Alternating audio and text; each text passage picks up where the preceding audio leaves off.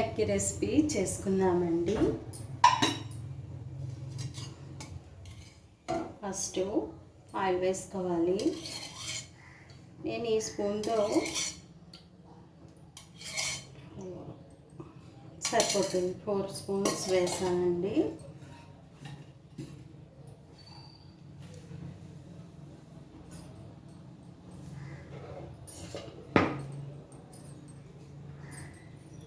ఎగ్స్కి చిన్న చిన్న దాట్లు పెట్టి ఫస్ట్ కర్రీ చేసేటప్పుడు రోస్ట్ చేసుకుంటే చాలా టేస్టీగా ఉంటాయండి. చిన్న చిన్న దాట్లు ఇట్లా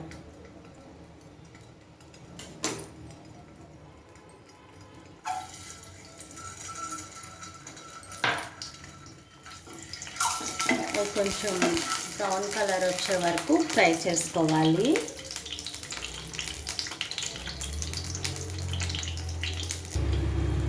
ఎగ్స్ ఫ్రై అయిపోయింది, తీసి పక్కన పెట్టుకొని ఇప్పుడు ఇదే పెన్నంలో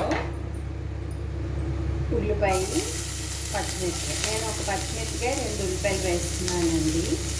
ఇంట్లో మెంబర్స్ని బట్టి క్వాంటిటీ పెంచుకోవాలి.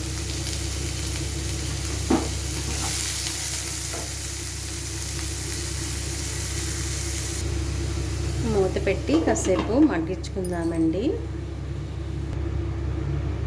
ఉల్లిపాయలు మగ్గాయో లేదో చూద్దామండి.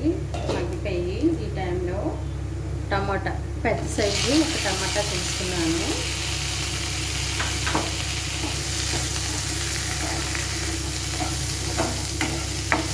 దీనికి పడినంత సాల్ట్ కొంచెం వేయాలి. ఇదో సాల్ట్ వేయడం వల్ల ఏమవుతుందంటే టమాటా త్వరగా మగ్గుతుందండి. దీన్ని కాసేపు మగ్గించుకుందాం.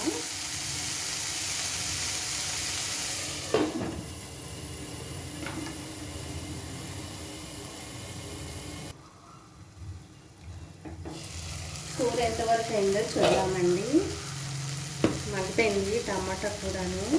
ఇప్పుడు కారం వేసుకుందాం. అదే మేము ఆడించుకున్న మసాలా కారం చాలా టేస్ట్గా ఉంటుందండి. వెజిటబుల్స్లోకి, నాన్ వెజ్లోకి, అన్నిటిలోకి కూడా చాలా బాగుంటుంది. మేము ఇది ఒక్కొక్క కారం ఆడించుకుని ఇది ఒకటే వేస్తాము. విడిగా పసుపు, ధనియాలు, అలా మసాలా పౌడరు అవేమి వేయనండి.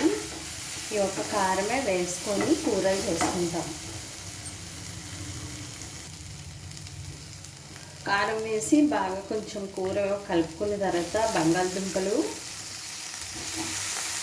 నేను చిన్నవి 2 తీసుకున్నానండి. 2 మెంబర్స్కి సరిపడే కర్రీ చేస్తున్నాను. బంగాళదుంపలు వేయండి, ములంకాయలు, గుడ్డు, ములంకాడ, బంగాళదుంప సూపర్గా ఉంటుందండి కర్రీ. చాలా టేస్ట్గా ఉంటుంది. కారం వేసి కలిపిన తర్వాత కాసేపు మూత పెట్టుకొని ఉంచాలండి. కూరకి కారం బాగా పట్టి టేస్ట్గా ఉంటుంది. ఇప్పుడు చూద్దాం. చూడండి ఎంత బాగా మగ్గిందో. ఈ టైంలో ఎగ్స్ వేసుకోవాలి.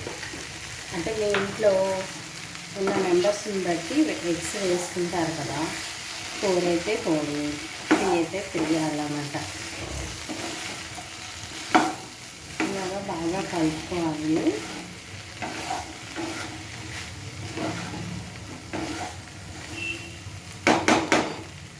ఈ టైంలో వాటర్ వేసుకోవాలి.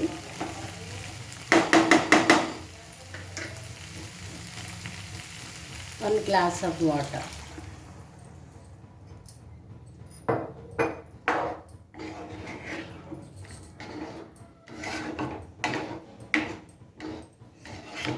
సరిపోయింది లేదో ఒకసారి చెక్ చేసుకొని మూత పెట్టుకుంటే సరిపోతుంది.